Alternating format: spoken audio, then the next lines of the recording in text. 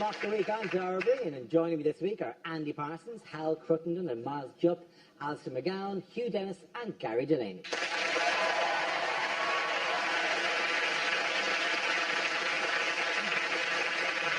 We start tonight with a round called Picture of the Week. I show the panel a topical image and ask them to tell me what's happening. So, what's going on here?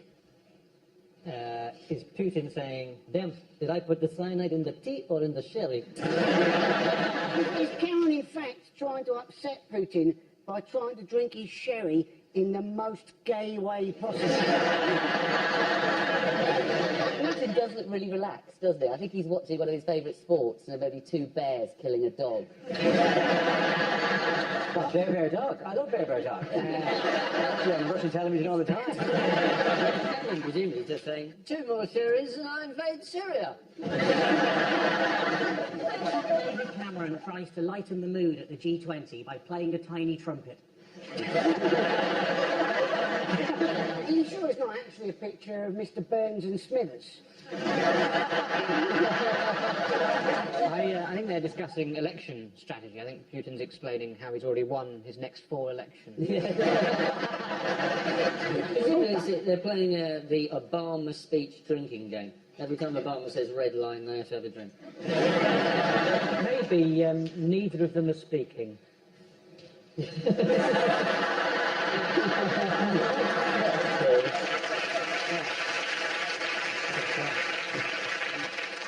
Taking apart the entire conceit. Can I just say at this point that I can't do an impression of David Cameron? I don't think anybody can. And in fact, I think I was only asked on this program tonight because Dara actually was a point in a week that Dara was not doing very well.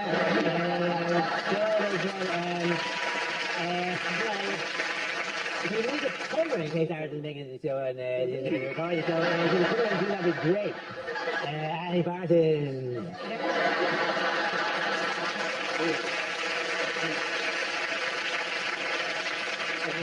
A particularly savage Ed Byrne impersonation you do there. I never knew he had a love child with Louis Walsh, but they seem to be living in a giant house together, raised by Terry Wogan. Anyway. Don't worry, we won't let him insult you like that again. Give me the correct answer, please. They're at the G20. They are, of course, at the G20. Thank you very much, Andy Parker. Very good. Very good. This is a picture of Vladimir Putin and David Cameron at the recent G20 summit when Russia played host to world leaders in St. Petersburg.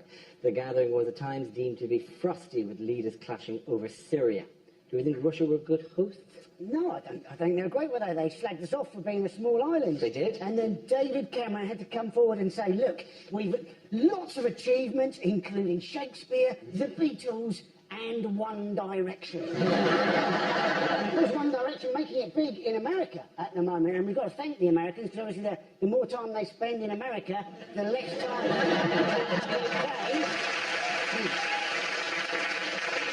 I think the insult was in translation anyway, wasn't it? Because Putin actually said little country, and it wasn't about Britain, it was about Cameron, and he didn't add tree at the end. They didn't feel that the G20 normally had a rap slam down session where countries would bang the others. Oh, Britain, you so small, you only got one time zone. Oh, can you hear me, Indonesia? I think you can. Oh, sorry, Britain, you don't have a tundra region. Canada knows what I'm talking about. Yeah. I don't think that Britain does only have one time zone. I know Lowestoft is years behind that. It was bad for Britain being insulted. There were countries who came out of it worse. Spain have dropped out of the G20. And they just got an observer's seat. Which is like invite them to your dinner party going, well, I've got an old deck chair. You can sit over here and you can watch the chat going on. And some mismatched cutlery we can give you. We'll check your drumstick every now and again. Yeah. You're right there, Spain. See. And the seating plan, do you see all the hassle about the seating plan? Well, it's a great shot, isn't it? It's a fabulous shot, isn't it? What do they put in the massive roulette ball? Yeah. Great. Who's going to speak next? We'll find out with this. Spain has to run around the outside. And when he chased by a bull. Spain has to run around the say, they have to tap somebody in the shoulder. The person has to get up and run after Spain. And if they catch Spain before Spain get into their chair, then they get to keep their place in the future. To me, that looks like a meeting of the BBC bosses to discuss the overspending problem. I would throw a load of money into the middle and we'll wrestle for it. There's no way into the middle, but there would be some point where somebody would have called for an aid and gone, I've dropped my pen. My pen. Discreetly lower themselves into the middle of the line. Put the pen back out. Don't mind me. What gift, by the way? Do you know what gift Russia gave? Oh, yes, coasters. No, the ashes of Kim Philby. No. Right, I'm going to see that. That would have been great at a tiny ashes there. They're going to play spying tournaments every 2 years for the ashes of Kim Philby. Was it Bill Bryson's book, Notes from a Small Island? Oh, that would be a zinger. Maybe you've read it. It covers your entire country in 200 pages. I think Canada knows what I'm talking about.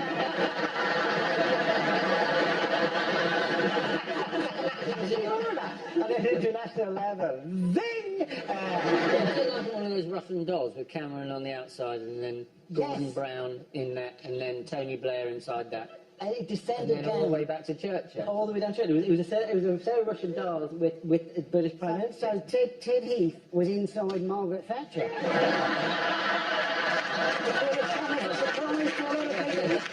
of course, the Ted Heath. Okay, moving on. What's going on here? Is it Bring Your Son to Work Day?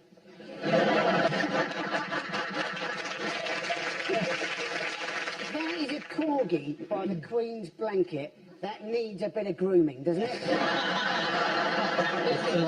It starts saying, Andrew's down. They've got him. He fell for it completely. Is the Queen going, look, the Middletons are driving themselves? There's the Queen saying, Oh, look, Charles, there's Helen Mirren. I'm going to be playing her in the new Danny Boyle film. It's possible they are just enjoying the badger cull.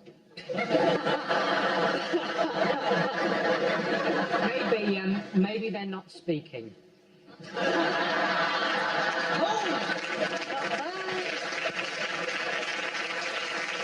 stop undermining the structure.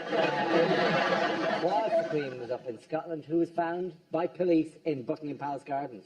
This is Prince Andrew. Yes. And apparently the police stopped him. They thought he was a waster, and it turned out they were. He'd go, state your business. He'd go, you there with the tan and the golf clubs. Before you do the helicopter. Who are you?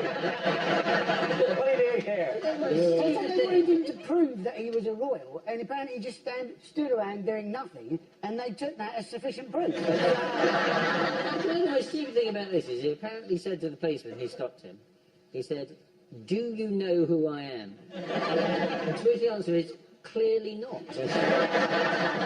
He does have that look of a man who's eaten Prince Andrew.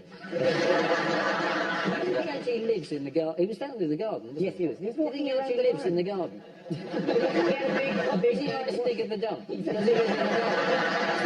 Has he fallen so far down the royal pecking order that he now actually just lives in the garden of nuts and berries? What was the timeline of this, though? Was this before the burglary or was this after the burglary? It was after. So there was a burglary, a man broke in 2 days before. 2 days before. Yeah, hence there was a lot of, they were all on a little bit more. They didn't think that man was still hanging around there, did they? 2 days. They often returned to the scene of the crime.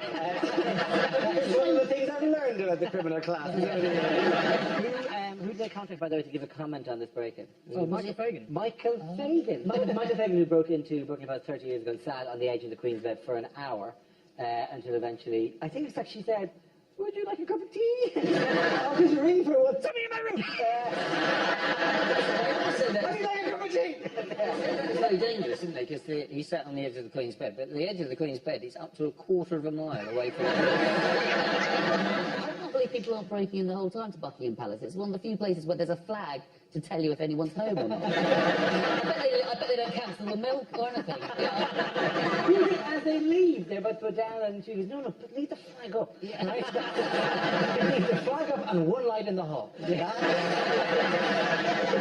the whole country was shocked, I think, by the burglary. Everyone thinking, how can you get intruded into the palace? We were all shocked by it, except Helen Mirren, who's probably thinking, right, that's another film for me to do then. Liam Neeson. The Queen too. Who's in my house? Liam Neeson playing the burglar. Liam Neeson playing the burglar, going, so, you're probably wondering how I got into your bedroom, Your Majesty. How does Aslan ever get anywhere? Going through the wardrobe. I thought you were going to go with Taken instead. I have a very specific set of skills. I didn't see adult films, I just see the child film. Yeah, sorry. Yeah. What is anyone talking about?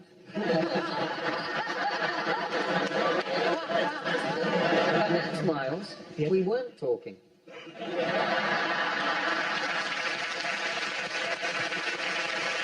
Very good. The end of that round, points go to Miles, Hal and Andy.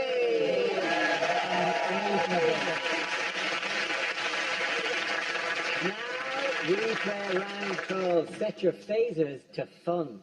This game involves Hal and Gary, so if you could make your way to the performance area, please.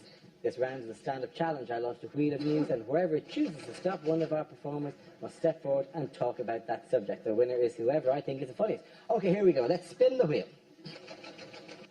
First subject is building. Who wants to come out of that? Hal Cruttenden. Building freaks me out a bit. Well, builders intimidate me, because I've had builders come to work at my house, and they work for like 2 days, then go away for a week.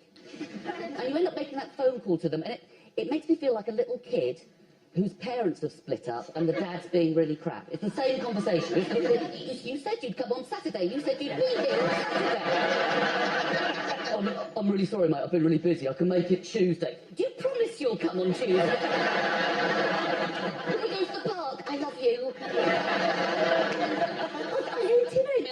I've had a builder come and give me a quote on a problem in my house and make it worse right in front of my face.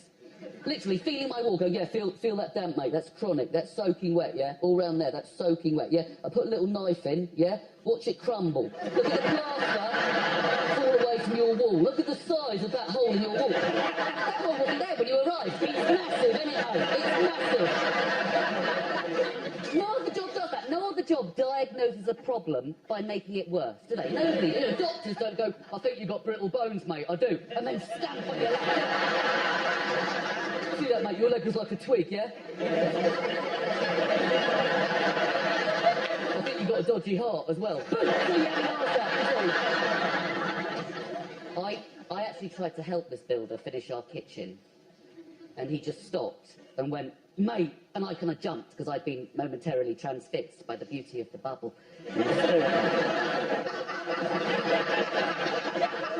He just stopped and said, seriously, mate, leave it. You don't know what you're doing.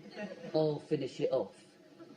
And that night I had a dream that I was making love to my wife. And he walked in and said, seriously, mate, leave it. You don't know what you're doing. I'll finish it off. Thank you very much.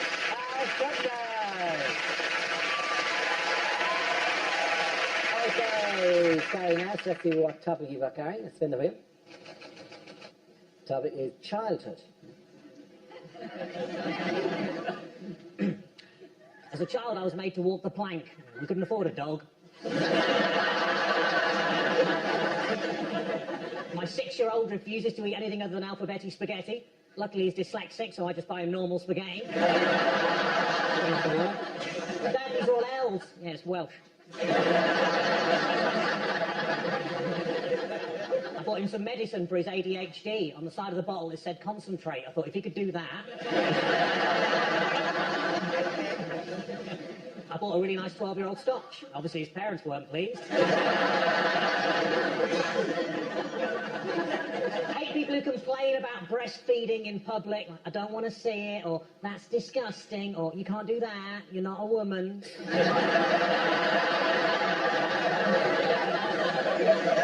And that's not a baby. As kids, we always enjoyed dipping ginger nuts into a steaming hot cup of tea. But of course, nowadays, that's called bullying. You shouldn't do that, by the way. Ginger jokes are the last vestiges of racism in comedy, and they started a ginger pride movement to stamp that shit out. They had a march in Hyde Park. Well, they were going to when the sun came out.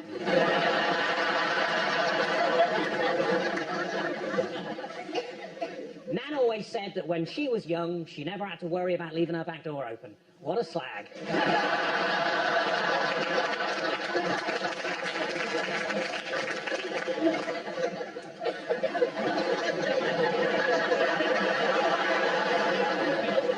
I'm totally going to get in trouble with the family again. This is really not worth it. You got to look after your health as you get older. The other day I did a poo and noticed there was a little blood in it. I said, "Oi, bruv, get out my toilet, innit?" Well done, Delaney. Well done, both of you. Points for both of you. Come on back.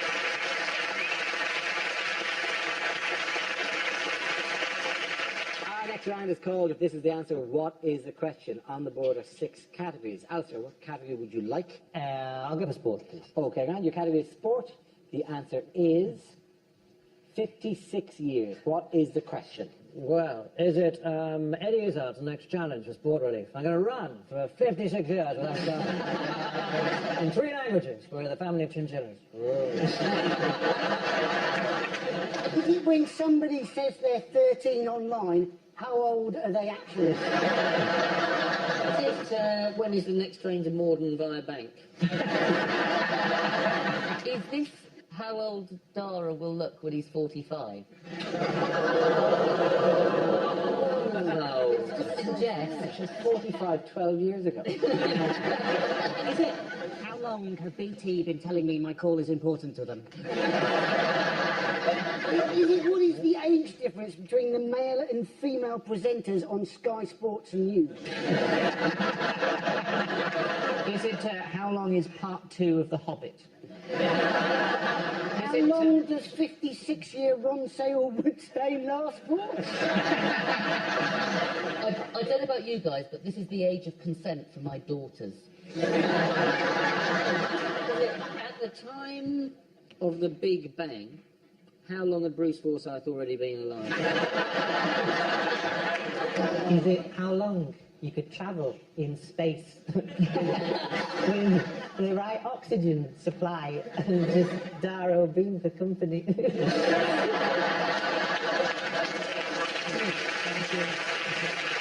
Okay. You'd both be very happy, thank you very much. How long is the gap between each edition of the monthly magazine I'm No Good at Maths? Is it pick an arbitrary length of time? Is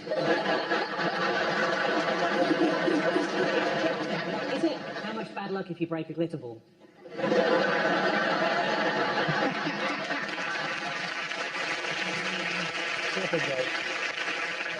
I know what the Is it the gap between Tokyo Olympics? It is absolutely the captain of the Tokyo Olympics. Thank you very, very much. Oh, brilliant. Brilliant. Yes, the question is, what will the gap between Olympic Games be for the newly announced 2020 host city Tokyo? This is news that Tokyo has beaten rivals Madrid and Istanbul to stage the 2020 Olympics and Paralympics. The last time the city hosted the Olympics was in 1964. France going to be pissed off, aren't they? Because, like, Japan's got it, Spain didn't get it, and Turkey didn't get it. Now, Spain didn't have any money, Turkey's next to a war zone, and Japan's had some nuclear meltdown, and still Paris can't get the games. About the 2020 Olympics, an Olympics for people with perfect vision. Partially the 2020 Paralympics blind events. The mascot for the 2020 Tokyo Olympics has got to be Godzilla, hasn't it? I mean, it's fantastic. They're all doing the sailing, and then suddenly this mascot looms out of the sea. They'll break world records. They'll never have sailed that quickly. They said, didn't they? They said that Fukushima is no problem because it's how far away is it? It's 100 miles Yeah, away. so that gives them lots of time to stop the mutant lizard destroying the opening ceremony. I didn't know Boris Johnson was going. Yeah. The So what is the Japanese government going to do about Fukushima? In my experience, these things tend to sort themselves out. Give it a couple of million years, it'll be fine. This too shall pass. About 10 million years. Yeah. Just during the Olympics, the rowers don't fall out of their boats, you know, into the radioactive water. Double skulls? Yes, actually. Not just fours. I'm with you. The Fukushima is, they're going to build an ice wall to trap the water, because the water's dripping out of Is it it. being solved by the X-Men or something? I'm not saying they're going to build it with their minds. Take with the machine and stuff. Look at this storm. Make ice wall with your breath. What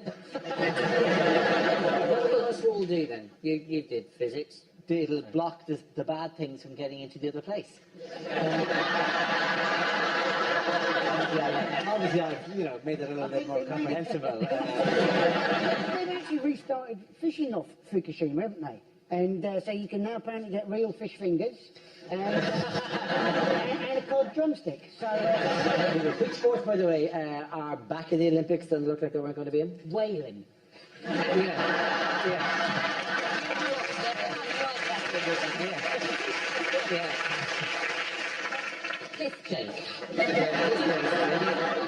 Hide and seek, they're doing that. Hide and seek was. Somebody actually did propose hide and seek. Iraq would win that. Which of David Cameron's current favourite projects is coming under increasing criticism at the moment? this is the HS2, the high-speed rail link between London and Birmingham. National Office has said that it is based on assumptions that don't actually tally with real life. And I'm guessing one of those assumptions is the idea that anybody wants to get to Birmingham in a hurry. And we keep talking about the spiralling costs, and I think, well, why build it as a spiral? Surely if you just build it flat. We should be proud of our rail network anyway, because the British rail network is absolutely fantastic. The British trains provide, for example, unparalleled views of the British countryside, don't they? Often without the blurring effects of velocity. But apparently it's going to cost £80 billion, £80 billion, and you're thinking surely it would be cheaper to find anybody who wants to get to Birmingham in a hurry and just buy them a house in Birmingham. For £80 billion, you could knock down Birmingham and rebuild it closer to London. Exactly.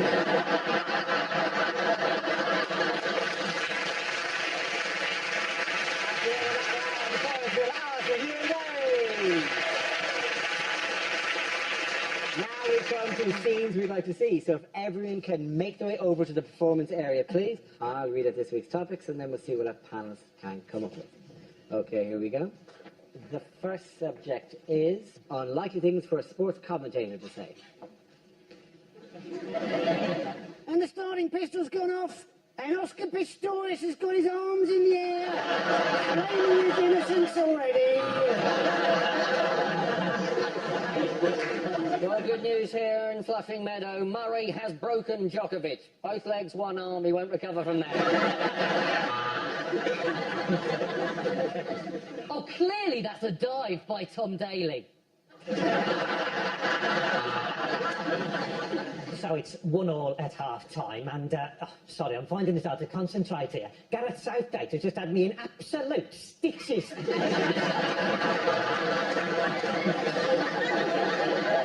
And that's an unfortunate wardrobe malfunction for the Ukrainian women shop putter there as a bollock pops out. You know, I've completely forgotten when England won the World Cup.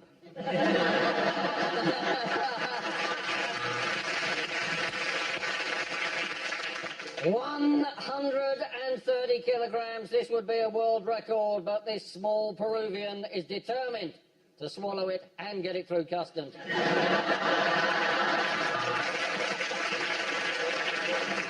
And as he approaches the corner at 200 miles an hour, they really need to check out this cyclist for drugs. And as a mark of respect, the Great Britain water polo team will be wearing armbands.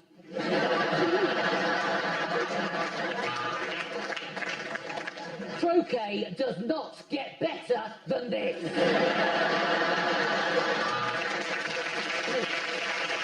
Well, my watch has 3 additional minutes. Don't buy a Rolex from a street market. Hello, I'm Michael Owen. Welcome to the millions of you watching on BT Sport. And he's got 4 off 1 ball. There's a lot of children that Lance Armstrong has fathered. And the sumo wrestler grunts as his opponent enters the ring. Pretty sure that move's illegal. Well, it's 1:30 and the covers are still on. Kevin Peterson simply won't get out of fucking bed.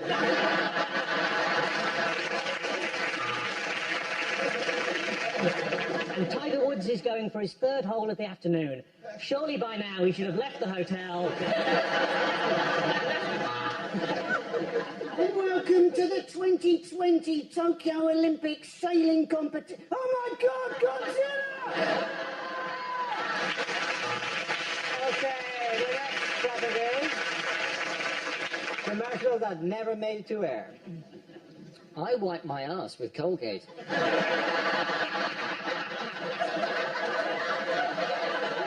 And now, I've got a ring of confidence.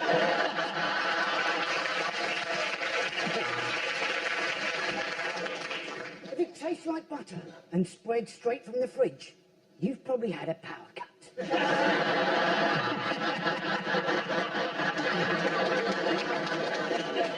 Condoms. Because if she'd sleep with you, she'd sleep with anyone.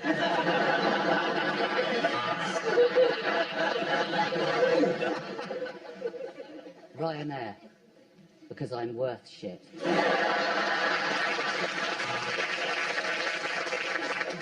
As leader of the Labour Party, I always like to look my best. It's very important to me to have a smooth finish, which is why I use the Mach 4. As I often say, that was a close shave, wasn't it, Grommy? Frosties, they're all right. New BG from Garnier. Exfoliates, hydrates, epilates, urinates. Probably not that last one. Unlimited minutes, unlimited text, unlimited music downloads. Yes, it's our new twat on a train tariff.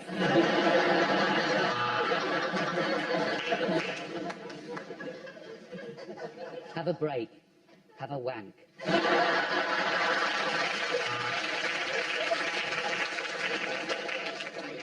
Maybe she's born with it. In which case, I probably shouldn't take the piss.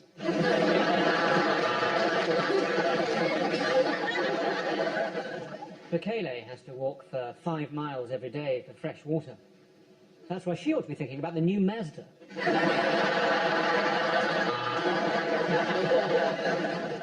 Coco Chanel. Says bloody horrible, I'm sticking to Horlicks.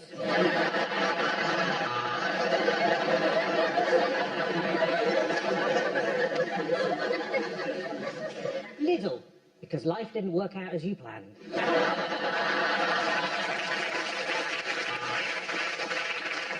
Hi, I'm Kevin Bacon, doing an ad on British TV. What happened? Have you got that bloated, uncomfortable feeling in your stomach? Then try going for a shit.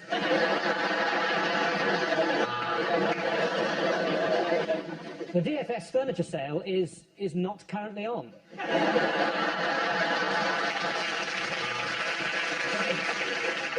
This Christmas, get Mocked a Week on DVD, featuring all the regulars, Dara O'Brien, and through this year, Andy Patterson, Nelson Jones, and of course, don't forget Ricky Flanagan, East End of London, and I can't get away from Chris Allison.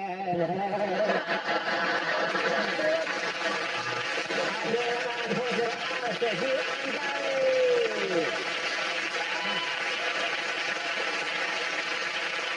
And that's the end of the show. This week's winners are Andy Parsons, Hal Cruttenden and Mark Jupp. Commiserations to Alistair McGowan, Hugh Dennis and Gary Delaney. Thanks for watching. I'm Dara Green. Good night. More comedy tomorrow night here on BBC Two. Noel Fielding and Ross Noble bring on surrealist trains of thought to QI at 10.